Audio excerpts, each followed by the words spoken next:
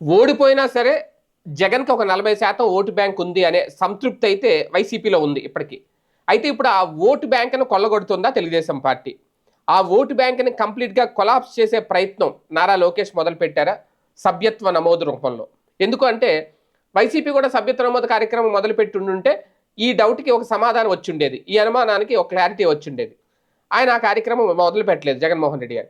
నారా లోకేష్ గారు మాత్రం సభ్యత్వ కార్యక్రమం ఎప్పటినుంచో మొదలు పెడుతున్నారు. ఇప్పటికి కంటిన్యూ చేశారు. ఒక టార్గెట్ రీచ్ అయ్యారు. కోటి సభ్యత్వాలు దాటేశారు. దాదాపుగా 1,20,00,000 వరకో ఎంతో 1,50,00,000 సభ్యత్వాలు దగ్గర దగ్గర ఉన్నారు అనేది. అవంటే పెరుగుతున్నాయి గానీ తగ్గట్లేదు. ఎందుకంటే కార్యకర్తగా టీడీపీలో కార్యకర్తగా చేరిన వాళ్ళకి బీమా సౌకర్యం కల్పించడం. ఒకప్పుడు 2,00,000 ఉండేది దాన్ని 5,00,000 పెంచడం. అలాగే నియోజకవర్గాల్లో కూడా ఇన్ఛార్జీలు చాలా యాక్టివ్‌గా ఉండడం. ఒక్కొక్క నియోజకవర్గంలో దాదాపు 100కు పైగా నియోజకవర్గాల్లో 50,000కి పైగా సభ్యత్వాలు నమోదైనయి. అంటే దాదాపుగా ఒక నియోజకవర్గంలో ఒక 2,00,000 ఓటు బ్యాంక్ ఉంటది. 2, 2.5 అలా ఉంటది గ్యారంటీగా. 3,00,000 కూడా ఉంటే ఉండొచ్చు పెద్ద నియోజకవర్గం అయితే.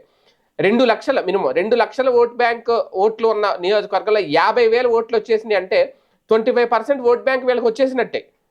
అలాగే కొన్ని చోట్ల 1,00,000 సభ్యత్వాలు కూడా నమోదైనయి కొన్ని నియోజకవర్గాలు. అంటే దాదాపుగా 50% ఓట్ బ్యాంక్ సొంతమైపోయినట్టే. ఇది ఖచ్చితంగా రికార్డే.